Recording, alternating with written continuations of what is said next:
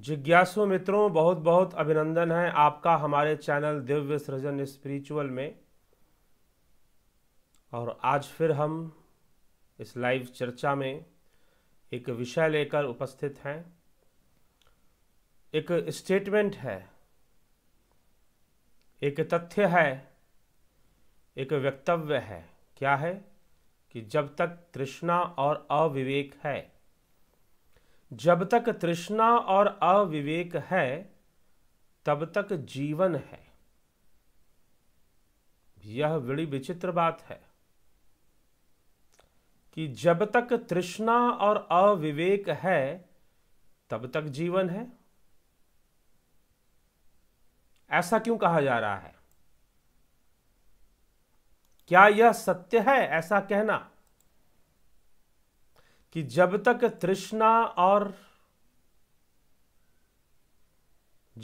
तृष्णा है और अविवेक है तब तक जीवन है? क्या यह कहना उचित होगा? क्या ऐसा समझना उचित है, सही है कि जब तक तृष्णा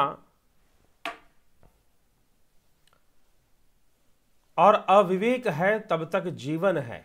तो मित्रों, आज हम इस पर विचार करेंगे कि यह बात किस प्रकार से सही या किस प्रकार से है। तो जो मित्र पहले से उपस्थित हैं उन सबका बहुत बहुत अभिनंदन। मेरे आने के पूर्व आप उपस्थित हुए, इसलिए निश्चय ही आप आभार योग्य हैं, धन्यवाद योग्य हैं। तो भरत शाह जी, महेश राम पिस्दा जी, अमृतपाल जी, गीता देव जी, मदान जम्ब जी, पवनपुरी जी, साहेब राव पाटिल जी, शोभा उपाध्याय जी, राज जी, देवरतन बलदावा जी, माधुरी कोल्हे जी, गोपाल शर्मा जी, अजीत श्रीवास्तव जी, राजू पाल जी, दिनेश महाराज जी, ज्योति दत्ता जी, तरनजीत सिंह जी, सबका बहुत बहुत अभिनंदन। जगत नारायण जी। तो चलिए मित्रों, इस पर हम चर्चा करें अपने इस विषय पर कि बड़ी विचित्र बात है भैया। जीवन तो है, प्राण चल रहे हैं तो जीवन है। हाँ, प्राण वायु शरीर में चल रहे हैं तो जीवन है। ये कौन सी बात हुई कि तृष्णा और अविवेक है तो जीवन है? इसका मतलब क्या है कि विवेक जागृत हो जाएगा और तृष्णा खत्म हो जाएगी तो जीवन नहीं रहेगा। थोड़ा सा विचित्र लगता है सुनने में। कहने का उद्देश्य क्या है, तात्पर्य क्या है? कुसुम व्यास जी, गिरीश कुमार चौबे जी, मिलन लोहानी जी, जगत लाल सोनी जी, सबका बहुत बहुत अभिनंदन जी। चलिए, जो भी मित्र कमेंट से प्रश्न पूछना चाहते हैं, कमेंट करना चाहते हैं, वो करें। अब जो है हम अपने विषय पर ही चर्चा करेंगे आगे। चर्चा समाप्त होने के उपरांत आपके कमेंट्स को पढ़ेंगे। जो प्रश्न होंगे उनका उत्तर यथासंभव दिया जाएगा, समय का ध्यान रखते हुए। ठीक है मित्रों? तो कई बार वीडियो लंबा हो जाता है, लोग ऐसा भी कंप्लेन करते हैं फिर, तो इसीलिए अब प्रश्न एक के बाद एक होते हैं। कई बार बहुत ही उचित प्रश्न दिखाई देते हैं तो उनका उत्तर देना भी उचित लगता है, इसमें विलंब भी हो जाता है, देर भी, लंबा खिंच भी जाता है, लेकिन फिर भी पूरा प्रयास रहेगा कि घंटा भर से ऊपर तो वीडियो ना जाए तो बेहतर है। चलिए चलते हैं। तो अष्टावक्र महागीता का यह विषय लेकर हम आज आपके समक्ष हैं उपस्थित। और इस विषय में अष्टावक्र महागीता ऐसा क्यों कहती है कि जब तक तृष्णा है और अविवेक है तब तक जीवन है? क्योंकि जीवन से तो सबको प्रेम है ना। अब अविवेक होना और तृष्णा होना, यह तो दुर्गुणों में आ जाएंगे। और जब तक ये है तो जीवन का आधार अविवेक है, जीवन का आधार भी तृष्णा है, यह भी मान लेना पड़ेगा। तो इसलिए हम थोड़ा सा इस विषय पर विचार करें कि यह विषय क्या समझाना चाहता है, किस ओर हमारी दृष्टि को ले जाना चाहता है, क्या हमें दिखाना चाहता है। तो मित्रों, यही है। और इस पर हम चर्चा करेंगे। तो 16वां प्रकरण अष्टावक्र महागीता में क्या कहते हैं महर्षि अष्टावक्र? वो कहते हैं आचक्ष्व शृणु वा तात नाना शास्त्राणि अनेकशः तथा अपि न तव स्वास्थ्यम सर्व विस्मरणात् नृते। हे प्रिय, हे राजा जनक, हे प्रिय, बहुत प्रकार से अनेक शास्त्रों को कहना या सुनना, परंतु बिना सबके विस्मरण से तुझको शांति ना होगी। कितनी गूढ़ बात कही। अनेक प्रकार से शास्त्रों को कहना और सुनना। अभी मैं कुछ कह रहा हूं, इस अष्टावक्र महागीता भी, यह भी तो शास्त्र विषय ही है। मुख्य रूप से अद्वैत की चर्चा इसके अंदर हो रही है अष्टावक्र महागीता में। अद्वैत एक विचारधारा है। अद्वैत क्या है? एक विचारधारा है। इसे व्यक्ति से जोड़कर हमें हमेशा नहीं देखना चाहिए कि जब भी अद्वैत की चर्चा होगी तो वो शंकराचार्य की ही चर्चा होगी, ऐसी जरूरत नहीं है। अद्वैत वेदांत के ऊपर कई भाष्यकारों ने, जिसमें कि प्रमुख हैं वाचस्पति मिश्र, आदि गुरु शंकराचार्य भी हैं, यहां पर महर्षि अष्टावक्र भी अद्वैत की ही चर्चा किए जा रहे हैं। तो अद्वैत कह देने से सीधा आप ये ना समझ लें कि अद्वैत मतलब शंकराचार्य। नो, अद्वैत की विचारधारा ये भी नहीं। कई बार लोग ये भी समझते हैं अद्वैत मतलब साधु सन्यासी बन जाओ, यह भी नहीं। अगर ऐसा होता तो वाचस्पति मिश्र तो गृहस्थ व्यक्ति ही थे, और यहां अष्टावक्र महागीता में भी ऐसी कोई चर्चा नहीं हो रही है। हाँ, आदि गुरु शंकराचार्य की अपना एक भाष्य है, वह अपने आप में बहुत महत्वपूर्ण रखता है। कुछ बहुत ही विशेष तथ्यों पर चर्चा उसमें की गई है, परंतु अद्वैत वेदांत तो अपने आप में एक विचारधारा है।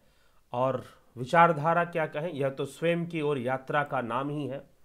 स्वयं वह आत्मा ही अद्वैत है अपने आप में, उसी को जानने का यहाँ पर विषय है। तो महर्षि अष्टावक्र कहते हैं कि हे प्रिय जनक, बहुत प्रकार से अनेक शास्त्रों को कहना या सुनना ठीक है, अच्छी बात है, परंतु सर्व विस्मरणात् तव स्वास्थ्यम न, सबको त्याग करके, सबको त्यागना नहीं, विस्मरण मतलब भूल जाओ। तुमने कितना अध्ययन किया है भूल जाओ। जब तक तुम भूलोगे नहीं तब तक तुम स्वस्थ नहीं होने वाले, क्योंकि यहां पर तो स्वस्थ शब्द का ही प्रयोग हो रहा है, इसलिए मैं स्वस्थ बोल रहा हूं। तथापि न त्व स्वास्थ्यम सर्वम विस्मरन्नादृते, तथापि न तव स्वास्थ्यम सर्वम विस्मरन्नादृते, तथापि न त्व स्वास्थ्यम। भैया ये क्या बात हो गई? आज के वर्तमान परिवेश में अगर शब्दार्थ देंगे तो हे प्रिय, बहुत प्रकार से अनेक शास्त्रों को कहना या सुनना तो ठीक, परंतु बिना सबके विस्मरण से तुझको स्वास्थ्य प्राप्त नहीं होने वाला। अब ये कौन सा स्वास्थ्य है जो शास्त्रों के विस्मरण से प्राप्त होगा? विकृत अवस्थाएं आ गई हैं कई शब्दों के लिए। स्वस्थ शब्द का अर्थ क्या है? स्वस्थ का अर्थ क्या है? स्वस्थ का अर्थ हम जब समझते हैं कि हमारे शरीर में कोई रोग बीमारी ना हो तो हम स्वस्थ हैं, हमारा शरीर हृष्ट पुष्ट रहे तो हम स्वस्थ हैं। परंतु स्वस्थ का सीधा सा अर्थ है आत्म स्थित होना, स्वस्थ, स्वयं में स्थित होना। स्वयं में स्थित कैसे होगे तुम? जब तुम इंद्रियों में स्थित नहीं रहोगे, जब तुम मन बुद्धि चित्त अहंकार में स्थित नहीं रहोगे, जब इन सबसे अलग कर कर स्वयं से स्वयं में ही रहोगे, तो तुम स्वयं आत्मस्थित हो गए। अभी तो तुम इंद्रियों के माध्यम से बहुत कुछ देख रहे हो, जान रहे हो, और उसी को ज्ञान समझ रहे हो, उसी में अपनी गति बनाए हुए हो। लेकिन अपनी गति को रोको, इंद्रियों में बहने से रोक दो, मन बुद्धि चित्त अहंकार में बहने से रोक दो, अपने आप में हो जाओ। 2-3 सेकंड के लिए भी ऐसा कर लो तो बहुत शांति का अनुभव होगा, और एकाग्रता से, ध्यान से तुम ऐसी अवस्था में स्थित होना सीख जाओ तो फिर तो कहना ही क्या, फिर तो आनंद ही आनंद। ठीक। तो हे प्रिय, बहुत प्रकार से अनेक शास्त्रों को कह या सुन, परंतु बिना सबके विस्मरण से तुझको स्वास्थ्य नहीं होगा, तू स्वस्थ नहीं होगा। स्वस्थ मतलब तू शांत नहीं होगा, तू स्वयं में स्थित नहीं होगा, तू आत्म स्थित नहीं होगा। तो आत्म स्थिति ही स्वस्थ होना है, स्वयं में स्थित होना ही वास्तव में स्वस्थ होना है। तो यहां पर यह चर्चा की जा रही है। अब शास्त्रों का बहुत सारा कहना सुनना क्या है, ग्रंथ मभ्यस्य मेधावि विचारे च पुनः पुनः पलालमेव धान्यार्थी त्यजेद ग्रंथमशेषतः। बुद्धिमान पुरुष प्रथम ग्रंथों का अभ्यास करे।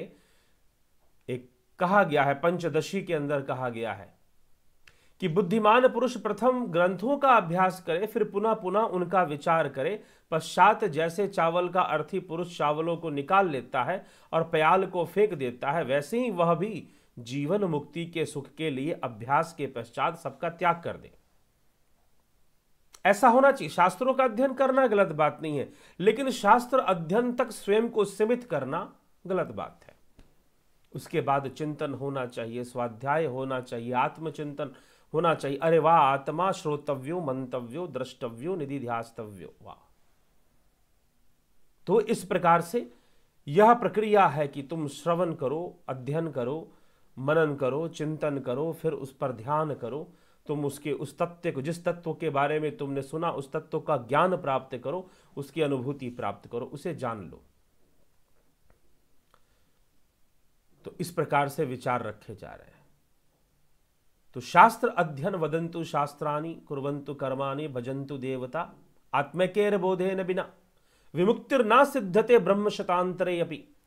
वदंतु शास्त्राणि, शास्त्रों को बहुत पढ़ना, देवताओं का यजन करना, जंतु देवान कुर्वन्तु कर्माणि, अनेक प्रकार के कर्म करना, आत्मैक्येन बोधेन बिना, जब तक ब्रह्म और आत्मा का एकत्व बोध ना हो, ब्रह्म और आत्मा का एकत्व बोध ना हो, तब तक तो सब व्यर्थ ही जा रहा है, ऐसा समझना चाहिए।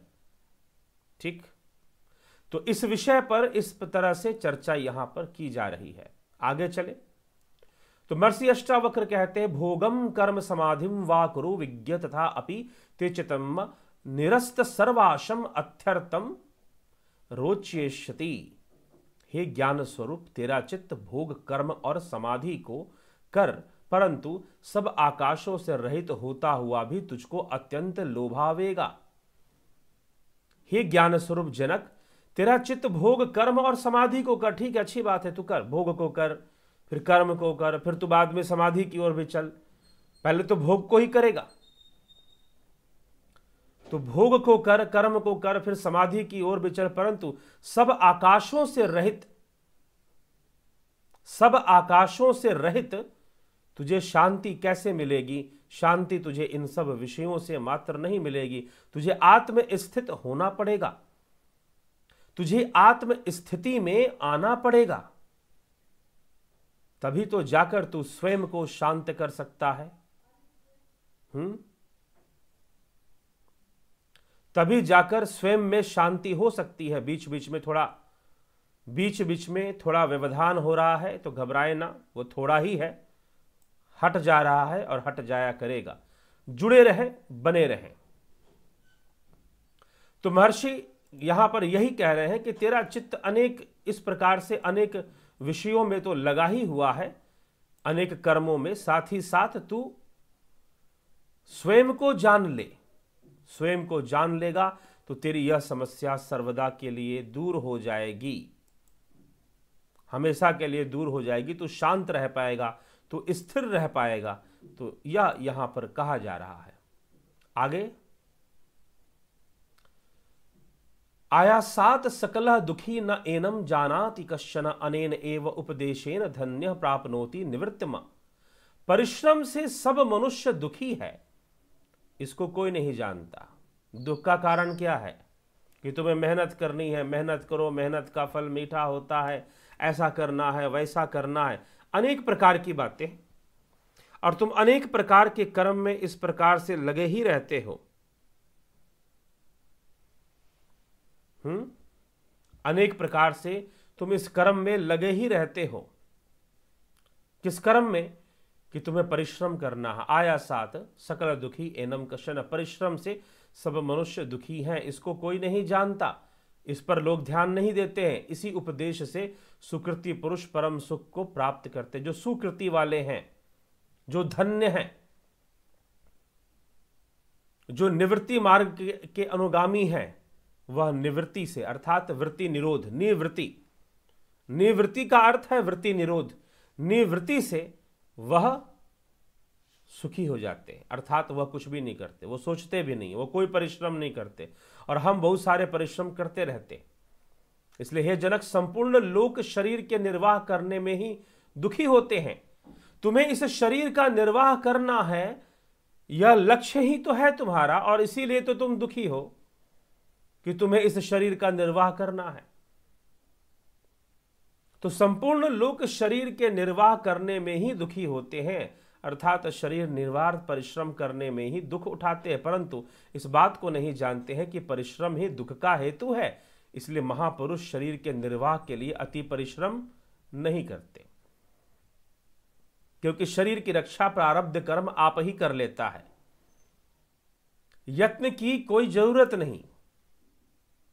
ऐसा जानकर वे सदैव सुखी होते हैं। प्रारब्ध से जो भी आ रहा है उसे वो स्वीकार करते हैं। ठीक है मित्रों, अष्टावक्र महागीता के अंदर अगर आपने आजीविक विचारधारा को सुना हो, पढ़ा हो, तो आजीविक विचारधारा का प्रवेश यहां पर मिलता है।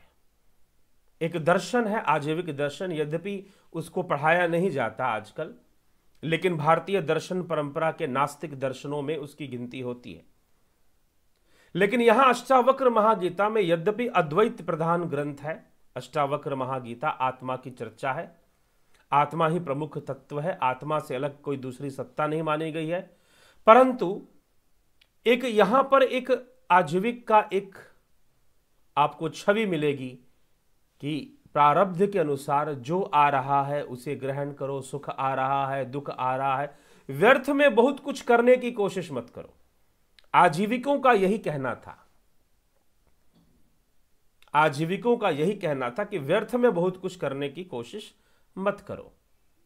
तो यहां पर यद्यपि महर्षि अष्टावक्र जिस परिश्रम की बात कर रहे हैं, वास्तव में आजीविक के संदर्भ में वो नहीं कर रहे हैं, वह संसार के संदर्भ में कर रहे हैं कि संसार में भोग विलास को प्राप्त करने के लिए मनुष्य बहुत परिश्रम करता है, बहुत परिश्रम करता है। जिनको मिल गया प्रारब्ध से ही मिल गया, कुछ ऐसे घर में पैदा हो गए कि उनको प्रारब्ध से ही मिल गया, ठीक है, और जिनको नहीं मिला वह फिर मेहनत करते हैं कि हमें मिल जाए, तो मेहनत के फल स्वरूप उनको मिलता भी है, परंतु उनके दुख का कारण यह सब कुछ है, दुख का कारण तो यही सब कुछ है।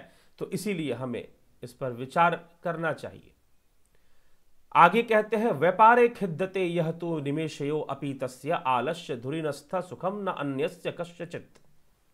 जो नेत्र के ढकने और खोलने के व्यापार से खेद को प्राप्त होता है, उस आलसी धुरीन को ही सुख है, दूसरे किसी को नहीं।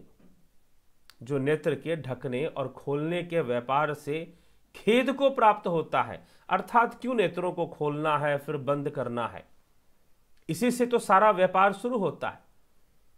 व्यापार में अनासक्ति ही सुख का हेतु है। जो ज्ञानवान जीवन मुक्त पुरुष है, उनको नेत्र के खोलने और बंद करने में भी खेद होता है,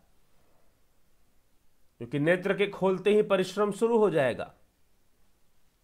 जो ऐसा आलसी पुरुष है वह संपूर्ण व्यापारों से रहित है, वह सुख को प्राप्त होता है। जिसके व्यापार खत्म हो गए, ये पूरा जीवन ही एक व्यापार है। यह जीवन ही अपने आप में एक व्यापार चल रहा है, ठीक है, लेन देन चल रहा है, कर्मों का लेन देन, सुख दुख का लेन देन चल ही रहा है। तो जो ऐसा आलसी पुरुष है और संपूर्ण व्यापारों से रहित है, वही सुख को प्राप्त करता है। व्यापारवान को कभी भी सुख नहीं होता। जो कर्मों के लेन देन में जो सोचता है कि मैं आज पुण्य करूंगा, परिश्रम करूंगा, कल फल भोगूंगा, वो फल भोगेगा, फिर से गिरेगा फलों के कारण और फिर से वो कुछ ऐसा करेगा जिससे उसको दुख भोगना पड़ेगा। ये प्रक्रिया चलती रहेगी। यह सुख दुख एक ही सिक्के के दो पहलू हैं। आप एक मांगोगे, दूसरा अपने आप मिल जाएगा। आप अगर परिश्रम करके स्वयं को दुखी करेंगे तो सुख भी आ जाएगा सांसारिक, और ज्यादा सुख भोगोगे तो दुख भी अपने आप आ जाएगा। दोनों एक दूसरे से अलग नहीं है, एक साथ ही रहते हैं, सुख और दुख। ठीक। इदम कृतम इदम न इति द्वंद्वम मुक्तम यदा मनः धर्मार्थ काम मोक्षेषु निरपेक्षम तदा भवेत। यह किया गया है, यह नहीं किया गया है। इदम कृतम इदम न कृतम, इदम कृतम इदम न इति द्वंद्वम मुक्तम यदा मनः धर्मार्थ काम मोक्षेषु निरपेक्षम तदा भवेत। यह किया गया है, यह नहीं किया गया है। ऐसे द्वंद्व से अब मन मुक्त हो। यह काम रह गया, यह काम नहीं रहा। ऐसे द्वंद्व से मन मुक्त हो, तब वह धर्म अर्थ और काम मोक्ष विषय से इच्छा रहित हो जाता है और आत्म स्थित हो जाता है। उसी में उसका मोक्ष है। उसे मोक्ष प्राप्त करना है, यह इच्छा भी खत्म हो जाती है, क्योंकि सारी इच्छाओं का खत्म होना ही तो मोक्ष है। ठीक। तो यहां पर कहा जा रहा है कि क्या प्राप्त करोगे? तुम्हें मोक्ष कोई प्राप्त करने की वस्तु ही नहीं है। मोक्ष तो ज्ञान का विषय है। आत्मा हमेशा ही सर्वदा ही मुक्त है, उसको जानने का विषय है, ना कि मोक्ष कोई प्राप्त कर लेने का विषय है। संपूर्ण तृष्णा के नाश होने पर शीतोष्णादि जन्म सुख दुख भी पुरुष को नहीं सता सकते। तृष्णा ही तो कारण है संपूर्ण सुख दुखों का, भटकाव का, बार बार जन्म लेने का। इस काम को मैंने कर लिया और इस काम को मैंने नहीं किया, इस प्रकार के जितने भी द्वंद्व हैं, जब पुरुष का मन शून्य हो जाता है तब वह धर्म अर्थ काम मोक्ष की इच्छा नहीं करता। ऐसा जो संपूर्ण द्वंद्वों से और सब इच्छाओं से रहित पुरुष है, वही जीवन मुक्त है। विरक्तः विषयदिष्ठा रागी विषय लोलुपः ग्रह मोक्ष विहीनः तू न विरक्तः न रागवान। विषय का द्वेषी विरक्त है, विषय का लोभी रागी है। जो विषय का द्वेषी है, जो विषयों से द्वेष करता है, द्वेष, संसार के विषयों से द्वेष करता है, वह विरक्त है। और जो विषयों का लोभी है वह रागी है। ग्रहण और त्याग रहित पुरुष ना विरक्त है और ना रागी है। तुम त्यागी हो, तुम्हारा भ्रम है। तुमने त्याग दिया, यही तुम्हारा भ्रम है। तुम सन्यासी हो गए, तुम्हारा भ्रम है। तुमने ब्रह्मचर्य पालन कर लिया, यह भी तुम्हारा भ्रम है। तुम भ्रमित हो। तो विषयों का द्वेषी विरक्त है, विषयों का लोभी रागी है। लेकिन जिस काल में, जिस समय वह आत्मा ना तो कुछ त्याग करती है, ना ही कुछ ग्रहण करती है, और वह आत्म स्थित जो पुरुष है, वह आत्म स्थित जो ज्ञानी है, ना तो कुछ ग्रहण करता है और ना ही वह त्याग करता है, इसीलिए आत्मज्ञानी ना तो विरक्त है और ना ही रागी है। ना वो रागी है ना वैरागी है, ना वो अनासक्त है ना वो आसक्त है, ना वो गृहस्थ है ना वो ब्रह्मचारी है। इन सब से परे वह आत्म स्थित है, वह स्वस्थ है, स्वस्थ, वह स्वस्थ है, सर्वदा स्वस्थ रहने वाला है। तो इस प्रकार से उसकी गति बताई जा रही है। विषय का द्वेषी विरक्त, विषय का लोभी रागी, और जो ग्रहण और त्याग रहित पुरुष है, ना विरक्त है ना रागी है, ना ही वो विरक्त है ना रागी है। हेयोपादेयता तावत संसार विटपांग कुरु स्पृहा जीवती यावत वै निर्विचार दशास्पदम। जब तक तृष्णा, जब तक अविवेक है, तब तक जीता है, तब तक जीवन है, क्योंकि तब तक लेना देना तो रहेगा। जब तक तृष्णा है ना तुम्हारे भीतर कि मुझे यह प्राप्त करना है, मुझे वह प्राप्त करना है, मुझे ऐसा बन जाना है, मुझे वैसा बन जाना है, मुझे फैलना है, मुझे फैलना है, मेरा एनजीओ फैलाना है, फैलने की दृष्टि, बहुत तरह का मुझे ये कर देना है, मुझे वो कर देना है, 50 तरह की बातें और 50 तरह की तृष्णाएं, और फिर मानसिक रोग, फिर मेंटल डिसऑर्डर। ठीक।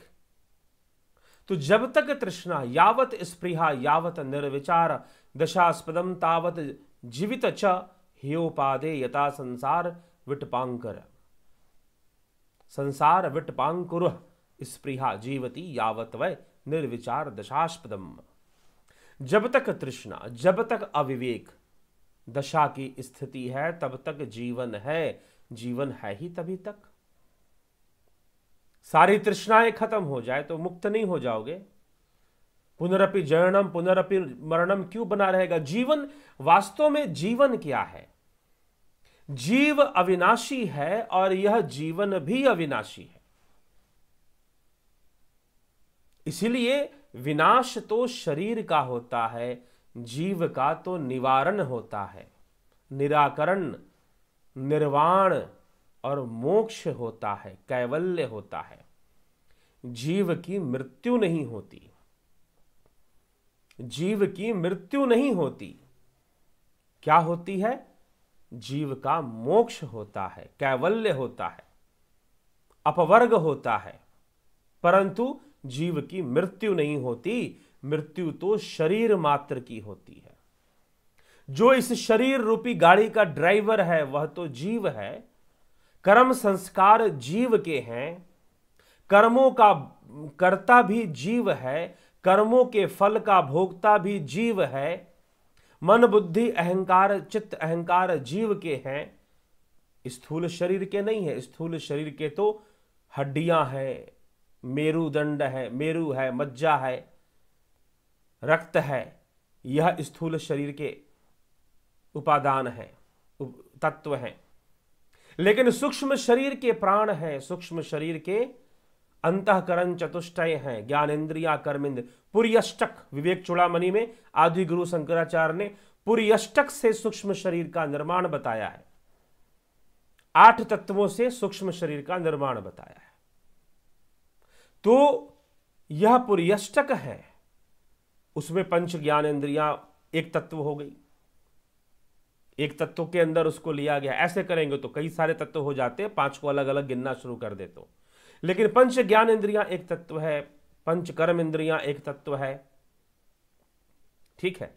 तो इसीलिए यह पुर्यष्टक, वह जो जीव है, वह जो सूक्ष्म शरीरी है, वह इस देह को धारण करने वाला, उसके अंदर कर्म संस्कार है, वो कंट्रोल करने वाला है। लेकिन वो खुद आत्मा की शक्ति से चल रहा है।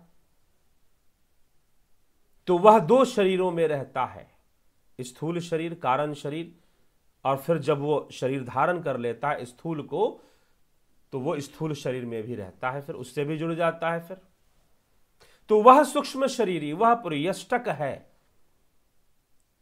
वह देही है, वह जीव है।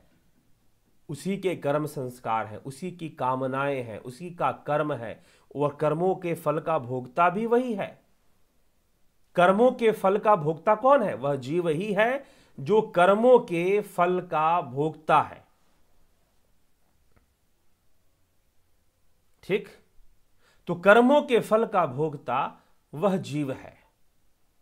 कर्म वो करता है, फलों को वही भोगता है। लेकिन प्रश्न उठता है, लोग प्रश्न करते हैं कि भाई हमें पिछले जन्मों के बुरे कर्म का दंड इस जन्म में क्यों मिलेगा?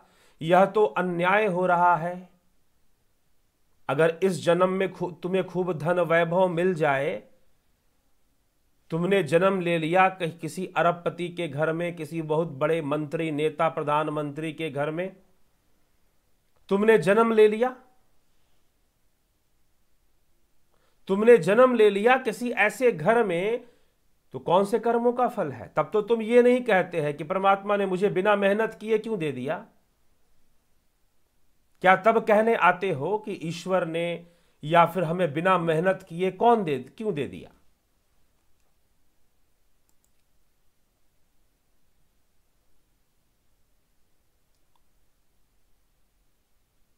रुके रहें, जुड़े रहें। तो तब तो हम नहीं कहते कि परमात्मा ने हमें बिना मेहनत किए ही सब कुछ दे दिया। कोई अपाहिज पैदा हो गया, कोई गरीब घर में पैदा हो गया, तो कैसे हो गया?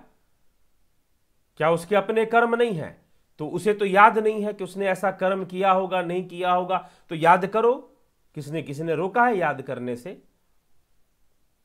किसी ने रोका है क्या याद करने से? याद क्यों नहीं है? याद इसलिए नहीं है कि तुम्हारे अंदर तृष्णा भरी हुई है शरीर को भोगने की। शरीर के प्रति जो आसक्ति है वह तुम्हारे अंदर भरी हुई है, इसलिए तुम उस ओर जा ही नहीं पा रहे हो कि पीछे हुआ क्या था। आप तो वो छोड़ दीजिए, आप उस जन्म की बात छोड़ दीजिए। इस जन्म में आदमी अपने किए हुए बुरे कर्मों को भूल जाता है कि मैंने ये पाप किया था, स्वीकार नहीं करेगा वो। फिर चिल्लाएगा कि मुझे ऐसा दंड नहीं मिलना चाहिए, मैंने तो कोई पाप किए ही नहीं। पिछले जन्म की छोड़ दीजिए, इस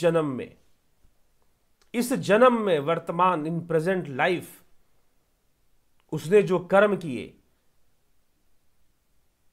उसने जो पाप किए, वह उसको भी स्वीकार नहीं करता, तो पिछले जन्म वाला भला कौन स्वीकार करे? तुम्हारे साथ जब अच्छा हो जाता है तब तुम यह प्रश्न नहीं करते कि बिना मेहनत किए, बिना परिश्रम किए, बिना कोई अच्छा काम किए हमारा अच्छे घर में जन्म हो गया, हम कैसे किसी इतने पावरफुल घर में हमने क्यों जन्म ले लिया। तब तो तुम ऐसा नहीं कहते, प्रश्न नहीं उठाते। लेकिन जब कुछ बुरा होने लग जाता है तुम कहते हो कि पिछले जन्मों का दंड हमें अभी नहीं मिलना चाहिए, ये इनजस्टिस है। ये इनजस्टिस कैसे है?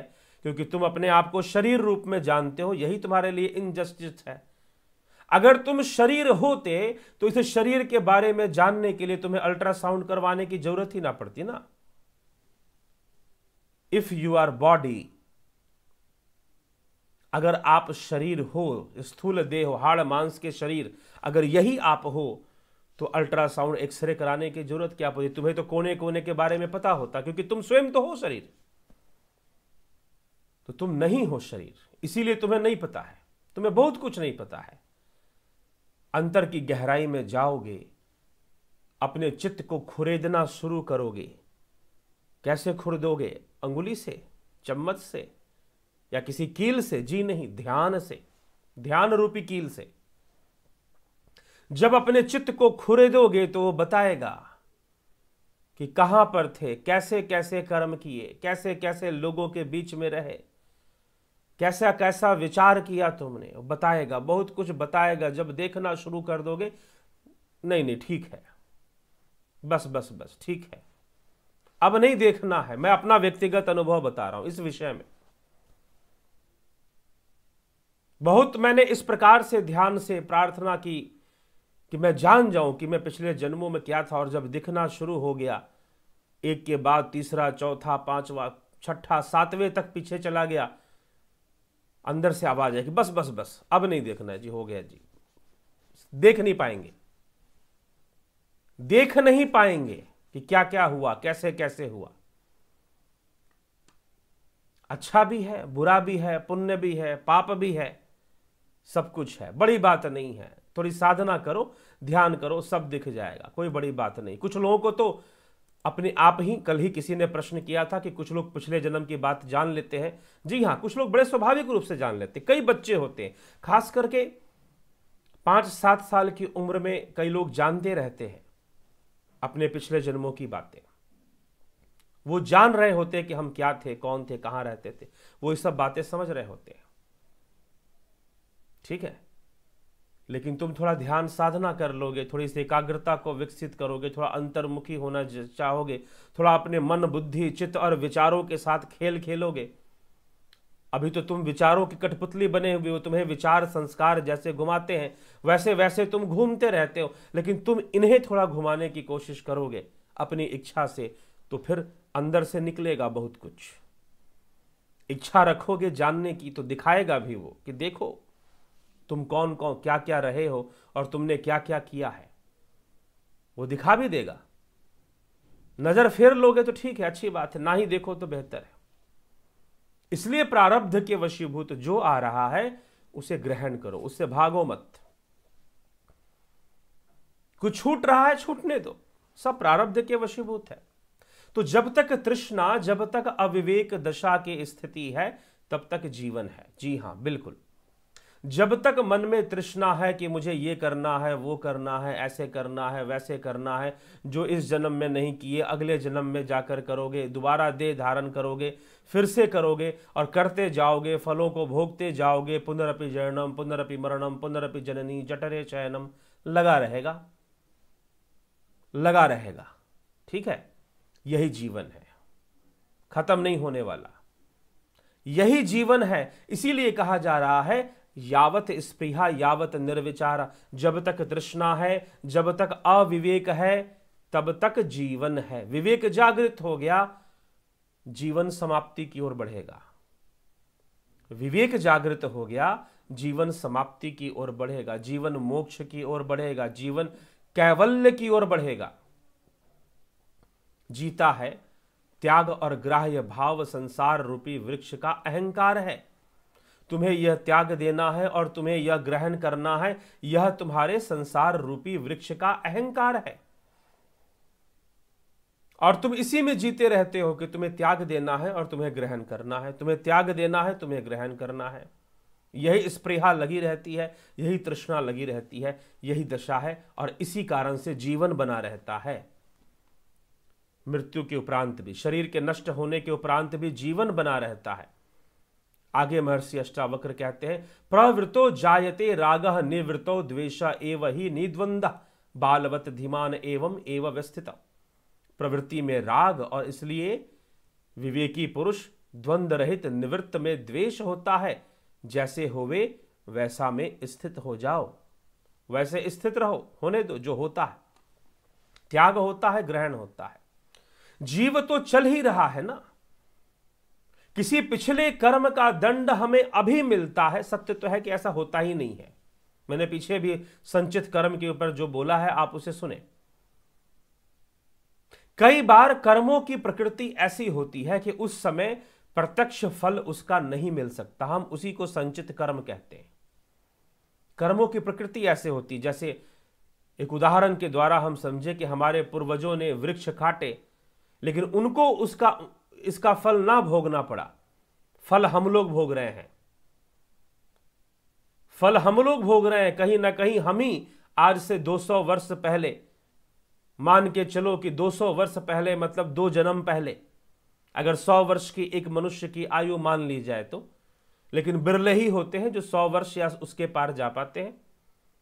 फिर भी 100 वर्ष की मान लो तो 200 वर्ष पहले जिन्हें हम अपना पूर्वज कहते हैं, किसी न किसी शरीर में हम भी रहे होंगे उस समय, और हमने भी पर्यावरण को नाश तो पहुंचाया ही होगा, लेकिन भोग कौन रहा है इस समय? कहने के लिए तो हम कह सकते हैं कि भाई हमारे पूर्वजों ने किया था। हो सकता है अब हम जिन्हें पूर्वज कह रहे हैं उस रूप में हम भी रहे हों। तो ऐसा नहीं कि वो कर्म उस समय फल नहीं दे रहा था, वो प्रत्यक्ष फल के रूप में सामने नहीं आ रहा था। इसी प्रकार से आपने जिस समय कर्म किया, फल देने का प्रोसेस उसी समय शुरू हो जाता है, लेकिन प्रत्यक्ष रूप में सामने बहुत बाद में आता है, क्योंकि उस समय वह जीवात्मा अपने किसी पुण्य प्रारब्ध को भोग रहा होता है, किसी पुण्य कर्म का फल भोग रहा होता है। इसीलिए उसके द्वारा किए गए पापों का फल उस समय ना मिलकर, ऐसा नहीं कि वो संचित हो गया मतलब जैसे स्टोर्ड हो गया हो, जी नहीं, वो अपने प्रोसेस में रहता है, प्रोसेस में रहता है, समय आने पर बिल्कुल सामने आ जाता है। फर्क इतना ही है, तो हम उसे प्रारब्ध कहते हैं। और उस बीच में आपने एक शरीर छोड़ा, दूसरा शरीर धारण कर लिया, है तो आप ही ना। खुरेद के देखोगे निकलेगा, कुछ करोगे ही नहीं। चाहोगे सारी बातें सिर्फ बातों में ही आपको हर बात समझ में आ जाए तो कैसे होगा? थोड़ा सा चित्त को खुरे दो। कुछ लोग बस तर्क करना चाहते हैं, कुछ लोग बस कुछ और ही करना चाहते हैं। लेकिन भारतीय अध्यात्म की जो शक्ति है वह साधना में निहित है। तो इस प्रकार से यहां पर महर्षि कह रहे हैं, प्रवृत्ति में राग और इसलिए बुद्धिमान पुरुष द्वंद्व रहित निवृत्ति में द्वेष होता है, जैसे होवे वैसा हो स्थित रहते हैं, वह स्थित रहते हैं। प्रवृत्ति में राग होता है, निवृत्ति में द्वेष होता है, लेकिन इन सब से अलग जो योगी है, जो आत्मज्ञानी है, वो जैसा हो उसी में वैसे स्थित रहता है। फिर आगे कहते हैं, हातुम इच्छति संसारम रागे दुख जिहासया वितराग ही निर्दुख तस्मिन अपि न खिद्दति। रागवान पुरुष दुख की निवृत्ति की इच्छा से संसार को त्यागना चाहता है। राग रहित पुरुष निश्चय करके दुख से मुक्त होता हुआ संसार विषय भी नहीं खेद को प्राप्त होता है। जो रागी है, जो रागवान है, वह दुख की निवृत्ति की इच्छा से संसार को त्यागने का भावना रखता है। मतलब पहले रागी था, अब वैरागी बनने के चक्कर में पड़ जाता है। लेकिन जो राग रहित है वह निश्चय करके दुख से मुक्त होता हुआ इन सभी संसार विषयों में भी नहीं खेद को प्राप्त होता है। अर्थात जो राग रहित है वह संसार में रहते हुए भी दुख को प्राप्त नहीं होता। जो रागी व्यक्ति है, जो संसार के भोगों को भोग रहा है और अचानक उसके मन में आया कि चलो साधु बन जाते हैं, चल दिया, तो रागी पुरुष विषयों से दुखी होकर संन्यास लेकर सोचता है कि संसार छोड़ दे, कहीं जंगल में चले जाए, कहीं आश्रम में चले जाए, वो संसार को त्यागना चाहता है। लेकिन जो वास्तव में राग रहित है, जो असल में वैरागी है, राग रहित मतलब वीतरागी है, वैरागी है, वह क्या है? वह निश्चय करके संसार में रहता हुआ भी खेद रहित रहता है, उसे कोई खेद नहीं है। वो संसार में परिवार में रहता हुआ भी वो खेद रहित रहता है। ठीक, आगे कहते हैं, यश अभिमानः मोक्षे अपि देहे अपि ममता तथा न च योगी नवज्ञानी केवलम दुख भाग असौ। जिसको मोक्ष विषय और देह विषय भी वैसा ही ममता है, वह अभिमान है, न ज्ञानी है और न योगी है, केवल दुख का भोगी है। यस्य अभिमान मोक्षे अपि देहे अपि ममता तथा न च योगी नवज्ञानी केवलम दुख भाग असौ। जिसको मोक्ष विषय और इस देह के विषयों में भी ममता रहता है। बड़ी विचित्र बात है, ये क्या कहा जा रहा है कि जिसको मोक्ष विषय में और देह के विषय में भी ममता रहता है वह अभिमानी है, ना तो वह ज्ञानी है और ना ही वह योगी है। ये कौन सी बात कि भाई क्या योगी मोक्ष प्राप्ति की कामना नहीं करेगा? जी नहीं, योगी योग करेगा, योगी मोक्ष की प्राप्ति की कामना नहीं करेगा, वो तो बस योग करेगा। तद्द्रष्टु स्वरूपे अवस्थानाम, स्वरूप में स्थित होगा। इसलिए यहां पर कहा जा रहा है कि जो मोक्ष में और देह में, यस्य अभिमान मोक्षे अपि देहे अपि ममता तथा न च योगी नवज्ञानी केवलम दुख भाग असौ। जो हाय मोक्ष मोक्ष कर रहा है, संसार के भोगों को भोग भी रहा है और फिर कह रहा है कि मुझे मोक्ष मिल जाए, तीर्थ यात्रा पर निकल गया, मुझे मोक्ष मिल जाए, और फिर वह देह के विषयों में भी आसक्त है, ममता रखता है, वह क्या है? ना तो वह ज्ञानी है, ना तो वह योगी है, वह दुखों का भोगता है। वह मात्र दुखों का भोगता है, ना वह ज्ञानी ना वह योगी, दुखों का भोगता। तो ना मोक्ष में अभिमान रखो, ना देह में अभिमान रखो, ना ब्रह्मचर्य में अभिमान रखो, ना संन्यास में अभिमान रखो। तुम्हारे दुख का कारण बनेगा, तुम्हारी कुंठा का कारण बनेगा। स्वयं दुखी रहोगे, दूसरों को भी दुखी करते रहोगे। ठीक है, तो हर यदि उपदेष्टा ते हरि कमलजः अपि वा तथा अपि न तव स्वास्थ्यम सर्व विस्मरणात् ऋते। अगर तेरा उपदेशक शिव है, अगर तेरा उपदेशक शिव है, कौन है? शिव है। अगर तेरा उपदेशक विष्णु है, हर यदि उपदेष्टा ते हरि कमलजः, अर्थात अगर तेरा उपदेशक शिव है, विष्णु है और ब्रह्मा है, अगर तीनों तुम्हारे उपदेशक है, तीनों तुम्हारे गुरु हैं, अगर तेरा उपदेशक शिव है, विष्णु अथवा ब्रह्मा है, तो भी बिना सबके विस्मरण माने त्याग के तुझको शांति नहीं होएगी। भूल जा कि तू शिव को जानता है, तू विष्णु को जानता है, तू ब्रह्मा को जानता है। तू याद रख कि तू आत्मा को जानता है। ठीक है, अगर तेरा उपदेशक शिव है, विष्णु है, ब्रह्मा है, तो भी बिना विस्मरण के तुझको शांति नहीं मिलेगी। तू शांत नहीं होने वाला। हरः यदि उपदेष्टा ते हरि कमलजः अपि वा तथा अपि न तव स्वास्थ्यम सर्व विस्मरणात् ऋते। तब तक तू स्वस्थ नहीं होने वाला। स्वस्थ, यहां पर स्वस्थ शब्द का जो प्रयोग श्लोक में हो रहा है, स्वास्थ्यम अर्थात स्वयं में स्थित हो जाना, आत्म स्थित हो जाना। तू भूल जा कि शिव तेरे गुरु हैं, विष्णु तेरे गुरु हैं, ब्रह्मा तेरे गुरु हैं, वह तेरे उपदेशक हैं। तू आत्म स्थित हो जा, क्योंकि जब तक तू पराई वस्तुओं में ध्यान रखेगा तब तक तेरे दुख का कारण बना ही रहेगा।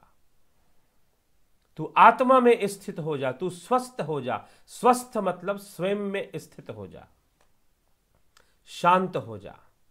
तो इस प्रकार से मित्रों, अष्टावक्र महागीता के 16वें प्रकरण में चर्चा की जा रही है कि तुम स्वयं में स्थित हो जाओ, सारी तृष्णाओं का तुम त्याग कर दो।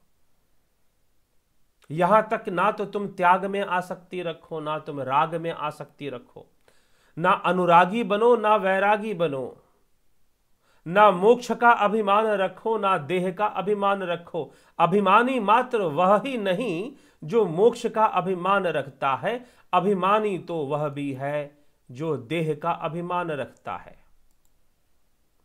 तो तुम ऐसे ना बनो। इस प्रकार से यहां पर समझाया जा रहा है, कहा जा रहा है। तो जिज्ञासुओं, चलिए अब हम अपने आपके कमेंट पर आते हैं। समय हो गया लगभग, तो इसलिए अब आपके कमेंट क्या कहते हैं।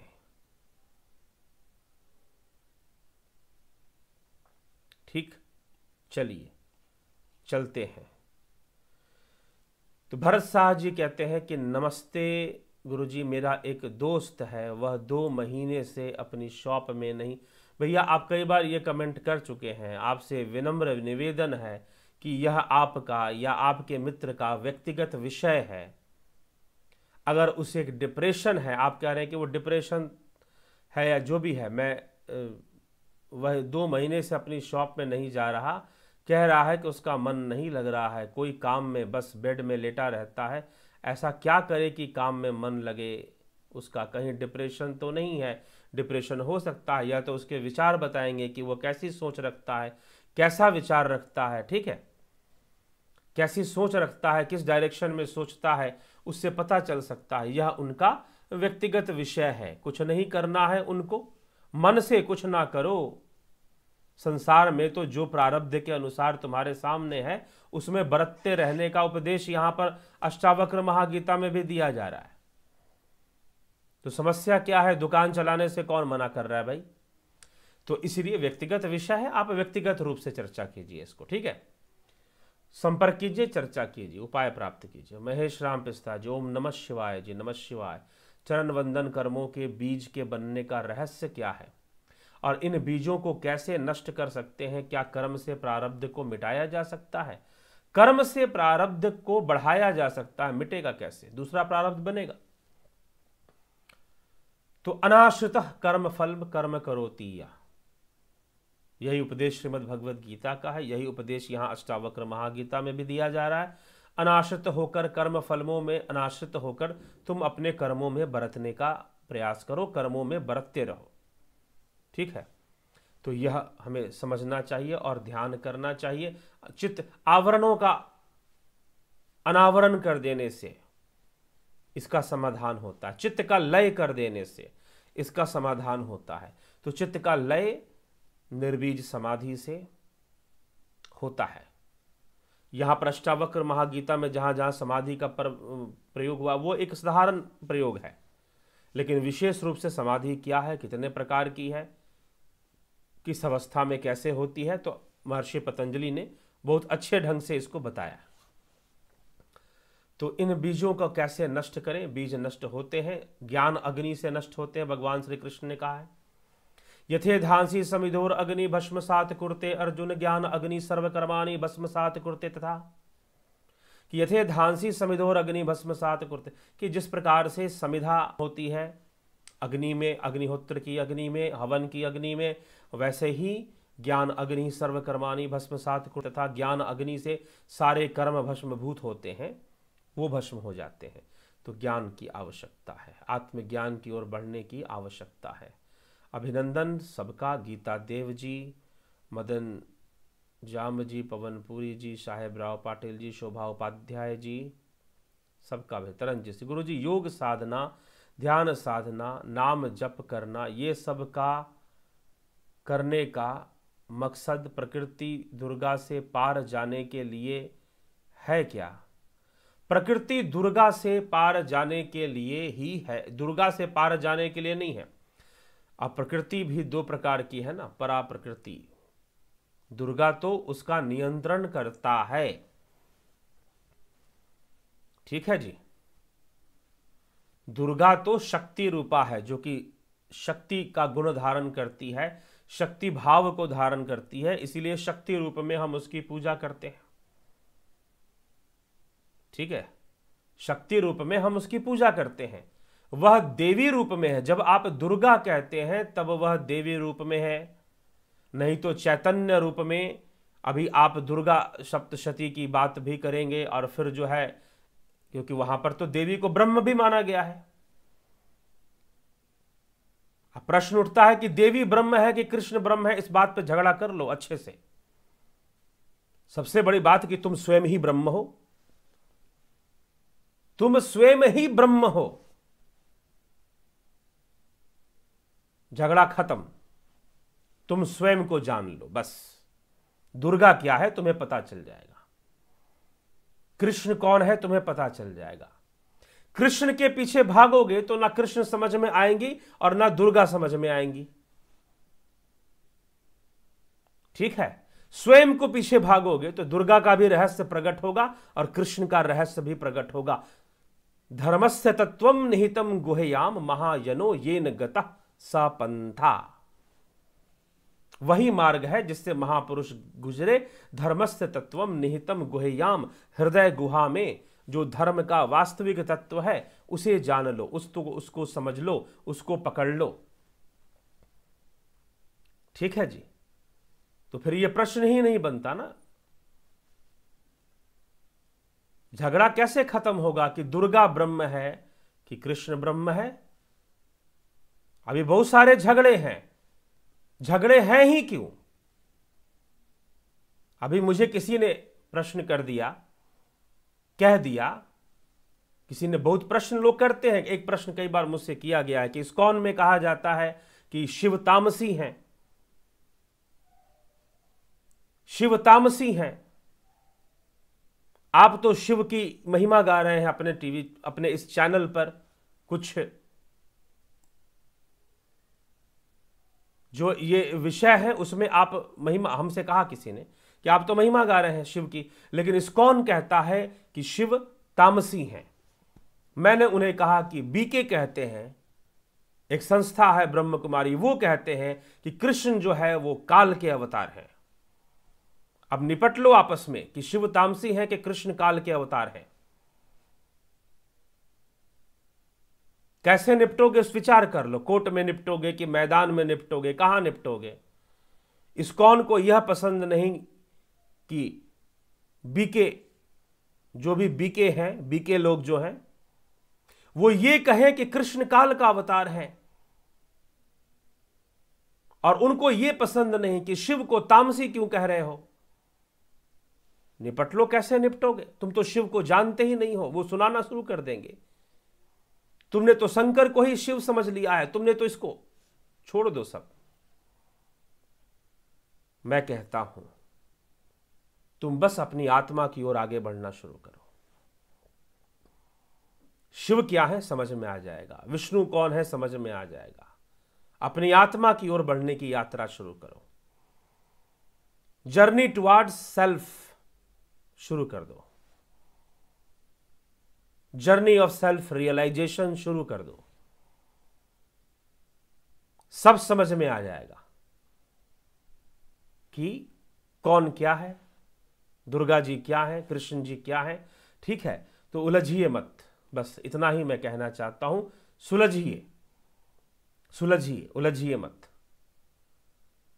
तो स्वामी विवेकानंद जी के जीवन की घटना आती है। जब वो अमेरिका नहीं गए थे, लोग तो तब उन्हें जानना शुरू किए जब वो अमेरिका में चले गए, लेकिन उसके पहले एक बार वो काशी में गए तो वहां पर झगड़ा चल रहा था। झगड़ा चल रहा था कि विष्णु बड़े कि शिव बड़े, आपस में लड़ रहे थे लोग। तो उन्होंने कहा कि भाई किस बात की लड़ रहे हो, कि नहीं हमारे विष्णु बड़े हैं, शिव बड़े हैं, कहां लिखा है, पुराणों में लिखा है। उन्होंने कहा कि तुमने देखा है कि शिव जी कौन है, क्या है, कैसे है, तुमने जाना है। मित्रों, लड़ाने वाले बहुत हैं, जिनको फंडिंग चाहिए वो तो कोशिश करेंगे कुछ ना कुछ, अथाह फंडिंग चाहिए, विस्तार जो करना है अपने आप को, तो कोशिश करेंगे कुछ ना कुछ आपको लड़ाने के लिए। जब तक आप लड़ोगे नहीं तब तक धंधे कैसे चलेंगे। तो इसलिए आत्मा की यात्रा शुरू करो, आत्मा की यात्रा शुरू करो, यही एक उपाय है, दूसरा कोई उपाय नहीं है। तो ना शिव तामसी है, ना कृष्ण काल के अवतार है, जानो स्वयं को। कृष्ण तो यही अर्जुन से कह रहे हैं भाई, तो जो कह रहे हैं उसको मानो। एक श्लोक मानोगे दूसरा नहीं मानोगे, एक अध्याय मानोगे दूसरा नहीं मानो, ऐसे थोड़ी ना चलता है। तो इसलिए यह नहीं होना चाहिए। तो चलिए आगे चलते हैं। सुरेश जी, सर जी, मनुष्य के गर्भ से निष्क्रम, निष्कपट, निर्बोध, पवित्रता के साथ जन्म लेता है और भूत, वर्तमान, भविष्य के पवित्र शास्त्रों के साथ अपना अपना जीवनचर्या अपनाता है। तो क्यों, क्या क्यों अपना अपना जीवनचर्या क्या अपनाता है? मनुष्य अपने कर्म के वशीभूत, कर्म फल को भोगने के लिए ही मां के गर्भ से जन्म लेता है। ठीक है, तो इसीलिए वह तो कर्म बंधन में रहता ही रहता है। तो वो पवित्र पूर्णता कहाँ हो गया, वो निष्काम कहाँ से हो गया? कुछ समय के लिए उसके अंदर निष्कामता नजर आती है, वह भी शरीर के वशीभूत, और फिर से वह अनेकों कामनाओं और अनेकों इच्छाओं के वशीभूत होता चला जाता है। ठीक है, तो यह हमें समझना चाहिए। मनुष्य के ऊपर शास्त्रों के विपरीत दबाव क्यों? मनुष्य के ऊपर शास्त्रों के विपरीत दबाव क्यों? यह तो होते ही है, कर्म संस्कारों के वशीभूत दबाव बनते हैं जीव के ऊपर। तो जीव को देखें तो उचित रहेगा। तो यह है, कोई विपरीत दबाव कहने का मतलब यह तो संसार का दबाव है, माया का दबाव है, तृष्णाओं का दबाव है, तो वह तो बना ही रहेगा उसके ऊपर। जितनी वो अपने आप को मुक्त करेगा अपनी साधना से, अपने ध्यान से, अपने योग से, उतना ही उसका अगला जन्म अगर होना भी है तो वह सुखी होगा, वो शांत होगा। भगवान ने इसको 6ठे अध्याय में या 8वें अध्याय में विशेष रूप से चर्चा किया। श्रीमद् भगवद गीता के अंदर योग भ्रष्ट की गति क्या होती है। अर्जुन का प्रश्न है योग भ्रष्ट की गति क्या होती है, तो भगवान ने वहां पर जो समझाया है उसका अध्ययन करना चाहिए। हमारे चैनल पर इस पर वीडियो ही है योग भ्रष्ट के ऊपर, योग भ्रष्ट कौन है और उसकी गति क्या है। ऋचा चंद्रकर जी, सर्वधर्मान परित्यज्य मामेकम शरणम व्रज। एक और सभी धर्मों को छोड़ दो और दूसरी ओर भगवान की शरण में जाओ, इसे कैसे समझना? एक और सभी धर्मों को छोड़ दो, दूसरी ओर भगवान, धर्म क्या है? सबसे पहले तो यह समझना होगा कि धर्म क्या है, और दूसरी बात यह कौन कह रहा है और किसको कह रहा है, कौन कह रहा है। इसीलिए जब भी श्रीमद् भगवद गीता का अध्ययन करें और उसके श्लोकों का अर्थ लगाएं तो उसके परिवेश को समझें, नहीं तो कोई ना कोई आपको बहका देगा, भटका देगा। गीता का ही श्लोक इस्तेमाल कर कर आपको बहकाया जा सकता है। गीता का ही श्लोक इस्तेमाल कर कर, मैंने आपको पहले भी मैंने कहा, एक किसी संस्था के कोई साधु थे, कोई प्रभु जी थे, मैंने कहा कि आपको घर बार छोड़कर सन्यासी बनने की प्रेरणा कहां से मिली? तो उन्होंने कहा कि मुझे श्रीमद् भगवद गीता से मिली। तो अर्जुन को तो ऐसी प्रेरणा नहीं दी जा रही है गीता के अंदर कि तू घर बार छोड़ दे। वह तो कह रहा है कि मैं छोड़ दूंगा, वो तो कह रहा है कि मैं भिक्षा मात्र कर ब्रह्मचारी बनकर मैं अपना जीवन यापन कर लूंगा। अर्जुन तो करने के लिए तैयार है, कृष्ण रोक रहे हैं उसे।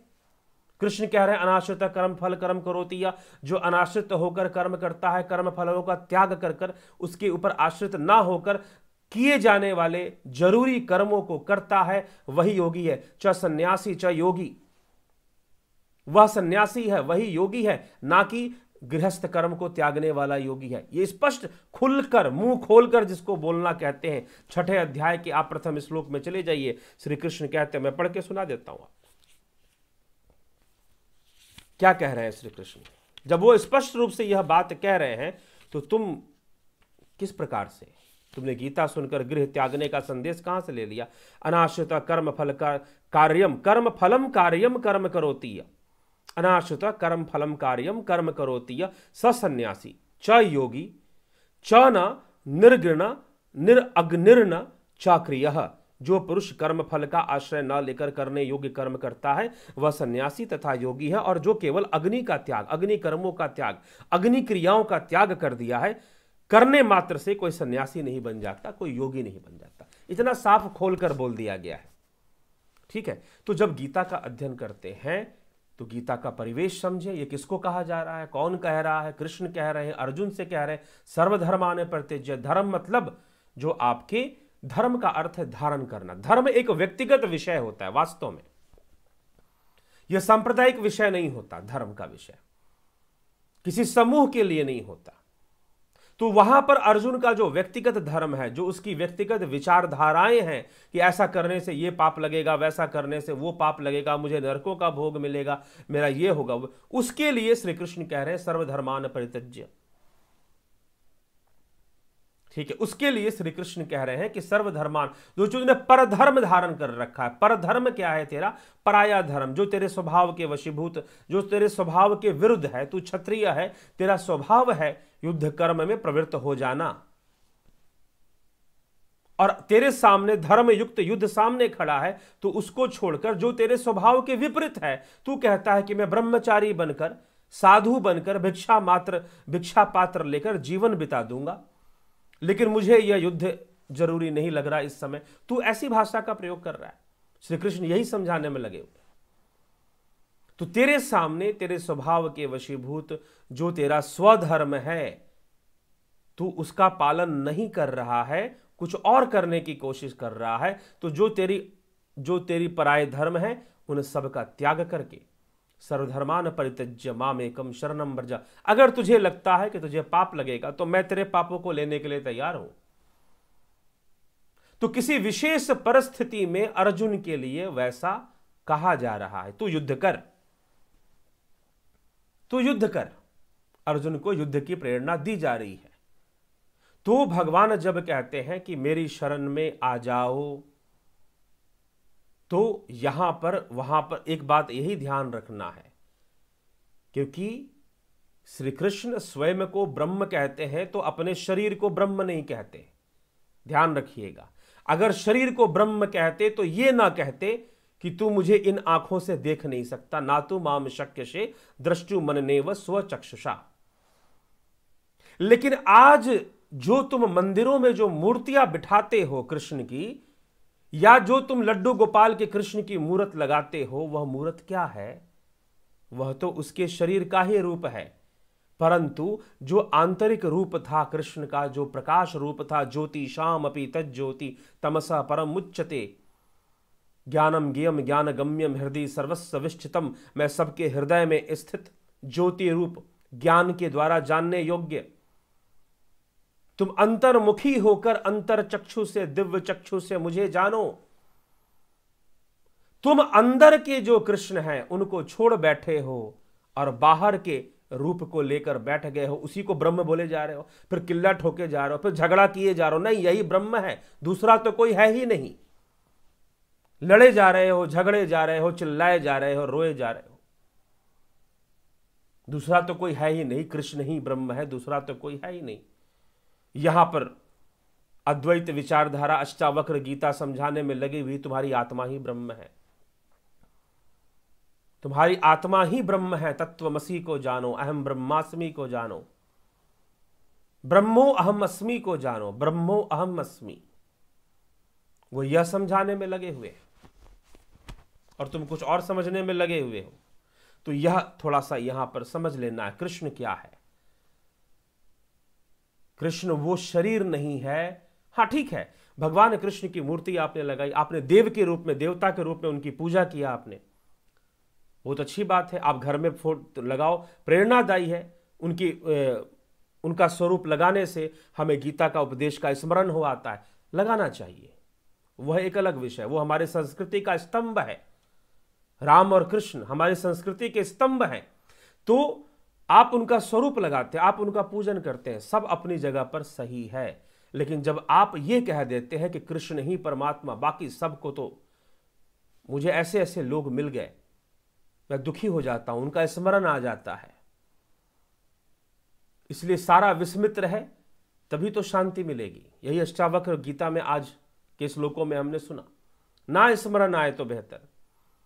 ऐसे लोग जो टकरा जाएंगे, बोलेंगे कृष्ण के अलावा कोई ब्रह्म नहीं है, कोई परमात्मा नहीं है, ना राम है, ना शिव है, ना ब्रह्मा है, और शिव तो तामसी है, शिव की तो पूजा ही बंद करवा देनी चाहिए।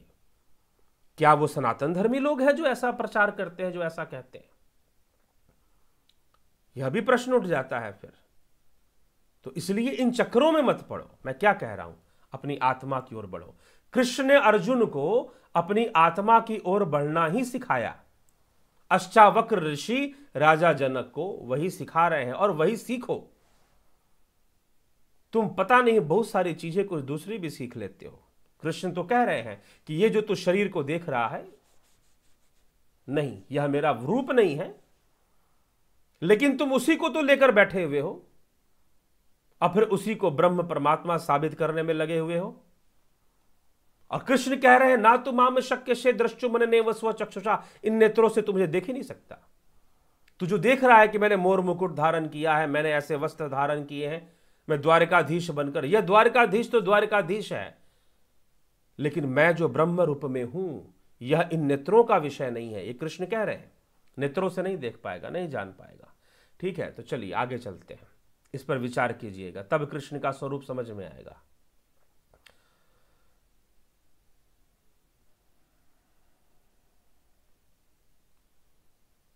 तो आत्मा में रहकर स्थित होने से काम, क्रोध, लोभ, मोह, अहंकार उस इंसान का खत्म हो जाता है? जी नहीं, खत्म नहीं हो जाता, उसके ऊपर नियंत्रण आ जाता, वो अपनी जगह बना के रखते हैं।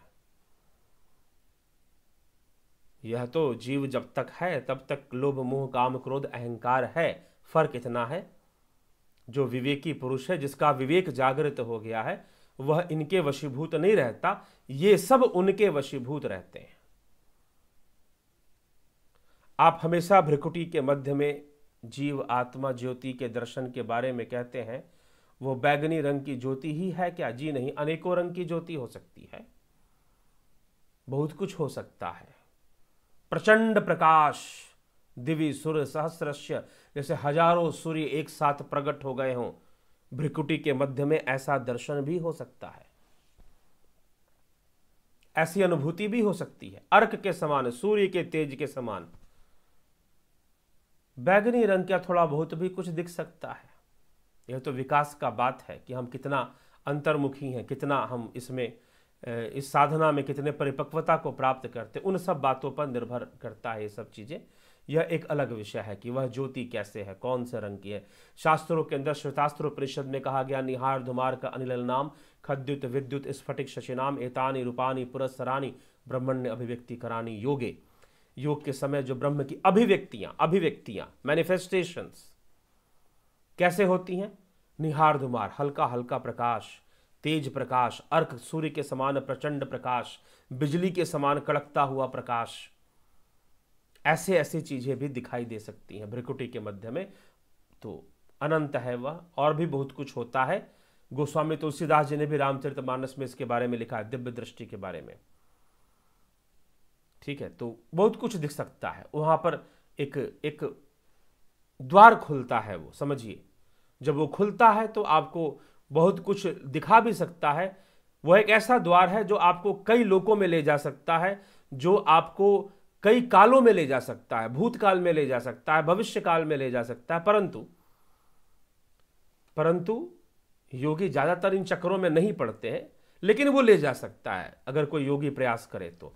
यह थोड़ा सा परिपक्वता का विषय है, ये योग सिद्धियों और एकाग्रता का विषय है, अलग विषय है थोड़ा सा।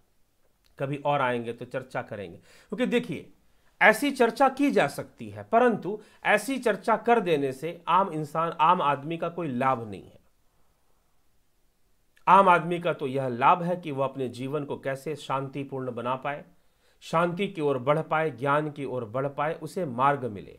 हाँ, आप मुझसे व्यक्तिगत चर्चा करना चाहते हैं इन सब विषयों पर, तो व्यक्तिगत रूप से आप चर्चा करेंगे तो मैं साधना की कई अनुभूतियों और कई चीज़ों के, मैं ये कह दूं कि मैंने सारी अनुभूतियां कर ली हैं, तो ऐसा तो हो ही नहीं सकता, ऐसा तो है भी नहीं। लेकिन एक पता चल जाता है कि आगे क्या क्या है।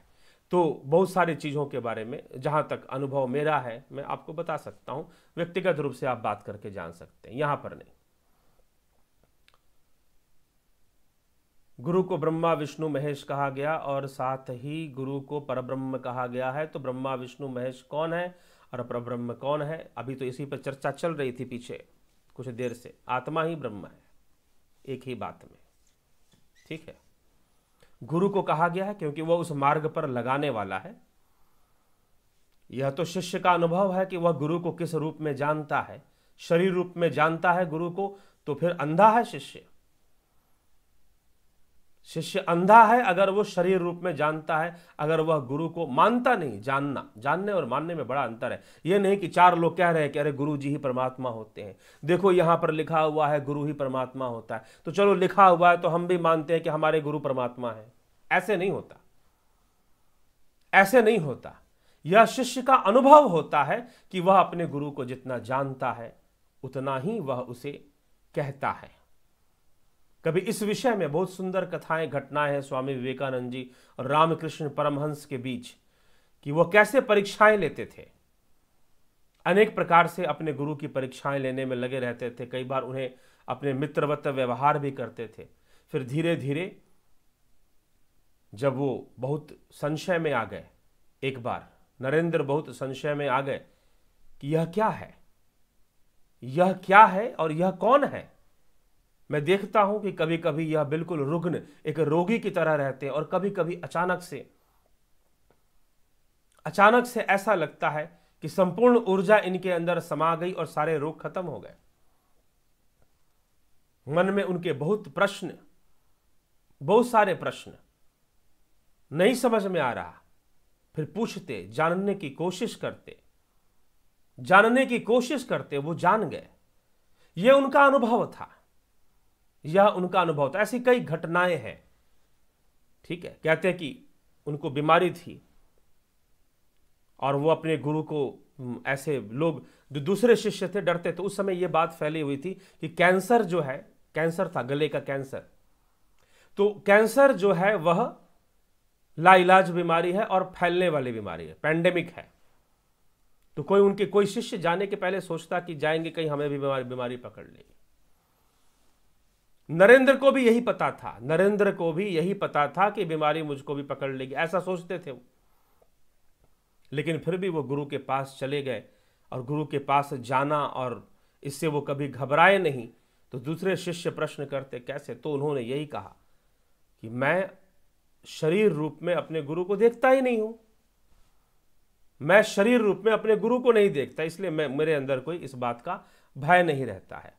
तो यह शिष्य का विषय है, यह विषय नहीं है। ये शास्त्रों के आधार पर कि यहां लिखा है कि गुरु ब्रह्म होता है, ऐसा कहकर दूसरों से ये कहवाना, या गुरु का या गुरु के दूसरे चेलों का दूसरों से जबरदस्ती मनवाना और कहवाना कि गुरु ब्रह्म होता है, गुरु परमात्मा होता है, यही भ्रम है, यही गलती है। यहां ये नहीं होना चाहिए, ठीक है, ये नहीं होना चाहिए। और ब्रह्म तो आत्मा है ही, ठीक।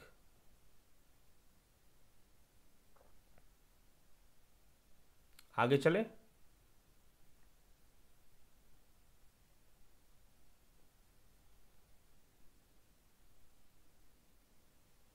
पंचमहाभूत जो परस्पर लाभदायक भी हैं, स्थूल हैं ना जी, सूक्ष्म से स्थूल बनते हैं, स्थूल होते नहीं हैं।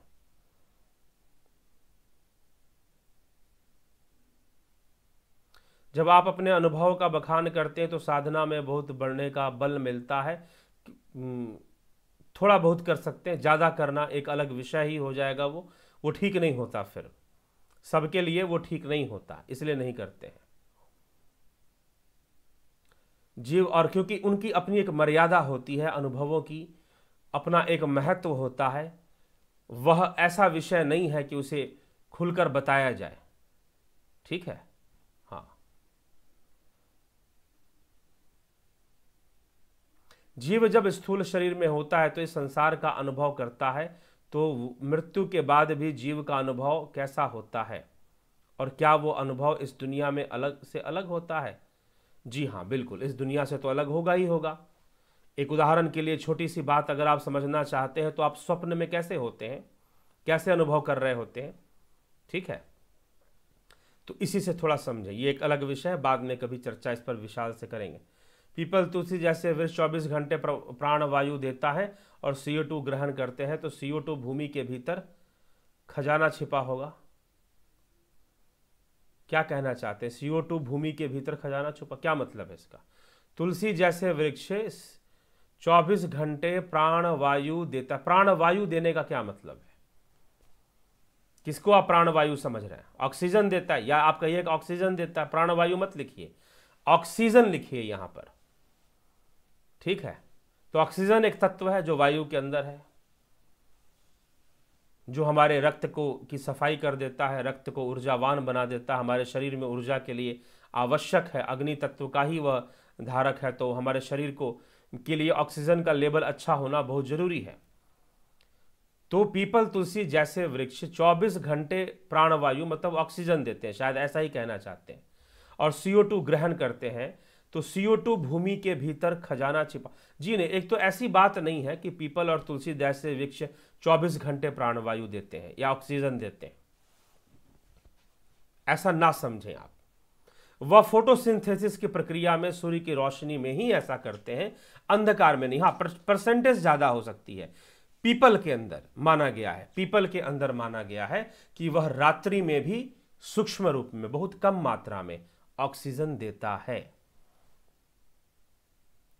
ठीक है, रात्रि में भी वह ऑक्सीजन, उसके लिए माना गया है कि ऑक्सीजन देने की जो परसेंटेज है बाकी वृक्षों की तुलना में पीपल में अधिक है। इसके ऊपर थोड़ा इंटरनेट पर देखें, सर्च करें कि क्या वाकई में ऐसा साइंटिफिकली प्रूव हुआ है कि पीपल 24 घंटा ऑक्सीजन दे रहा है।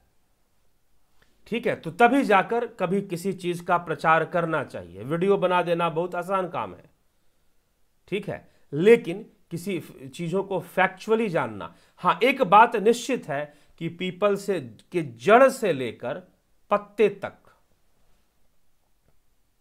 पीपल का जड़ जो है ना, जड़ से लेकर पत्ते तक क्या है? एंटीवायरल है, औषधि है, दवा है। इतना गुणी कोई दूसरा वृक्ष नहीं है। ठीक है, पीपल और बरगद दो वृक्षों के लिए ऐसा कहा जा सकता है। ठीक है, नीम के हर जगह से हम उतना गुण नहीं निकाल सकते, लेकिन पीपल के जड़ से लेकर पत्ते तक औषधि बनती है। ठीक है, वो औषधि है अपने आप में ही, इसीलिए पीपल देवता है, उनकी पूजा की जाती है, और निश्चय ही उनकी रक्षा के लिए पूजा करना ही चाहिए।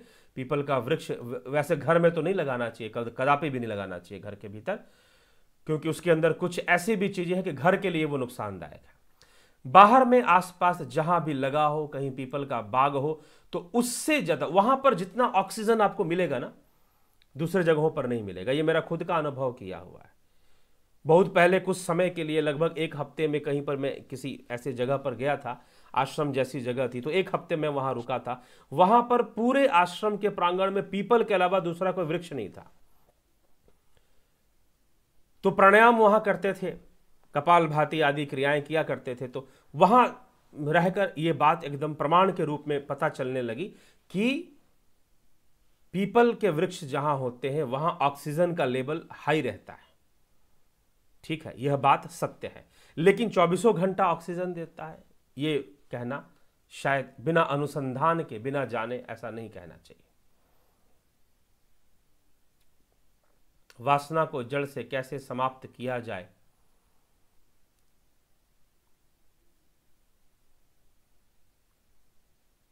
सारी कोशिश ही खत्म कर दो, खत्म वासना को खत्म करने की, मुख मोड़ लो वासना से बस।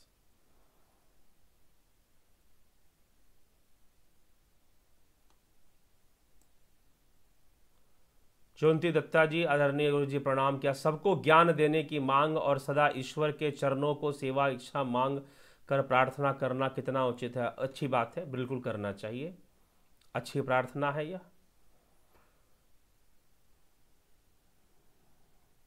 जो कबीरदास जी को सबसे बड़ा भगवान मानते हैं, फिर वही बात, छोड़ दो ना।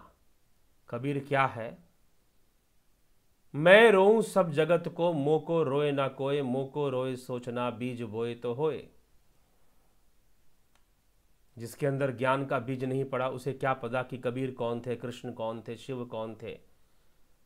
ठीक है, छोड़ दीजिए, मानने दीजिए। धंधा चलाना है, अपना अपना संगठन खड़ा करना है। कोई बुद्ध के नाम पे इकट्ठा कर रहा है, कोई किसी नाम पे इकट्ठा कर रहा है, कुछ लोग कबीर के नाम पर भी इकट्ठा करना चाहते हैं। बस यही है। आप अपनी आत्मा की ओर यात्रा शुरू कीजिए।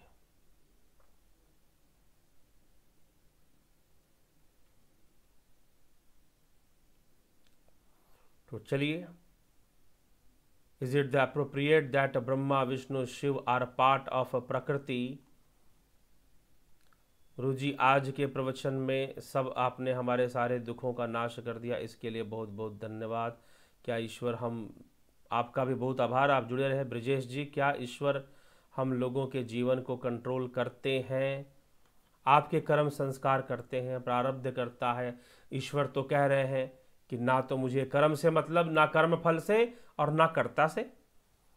मैं इनको बनाने वाला नहीं हूं, मैं इनका सृजन नहीं करता। किसका सृजन नहीं करता? ना कर्म का, ना कर्म फल का, ना कर्ता का। कितनी बार इसको पहले चर्चा कर चुके हैं। बहुत इंपॉर्टेंट श्लोक है श्रीमद् भगवद गीता के 5वें अध्याय में 14वें श्लोक में क्या कहते? न कर्तृत्वम न कर्माणि लोकस्य सृजति प्रभु, न कर्मफल संयोगम स्वभाव वस्तु प्रवर्तते। परमेश्वर मनुष्य के ना तो कर्तापन की, ना कर्मों की और ना कर्मफल के संयोग की ही रचना करते हैं, किंतु स्वभाव ही सब बरत रहा है, स्वभाववश ही सब बरत रहा है। यह हमें समझना है। ठीक, तो इसकी चिंता ना करें। अग्नि तत्व ही साधना पर ले जाता है, अग्नि तत्व ही ज्ञान का नष्ट करता है, जो भी है। चलिए ठीक है, तो अब जो है चलते हैं, तो चलते हैं, विदा लेते हैं आपसे।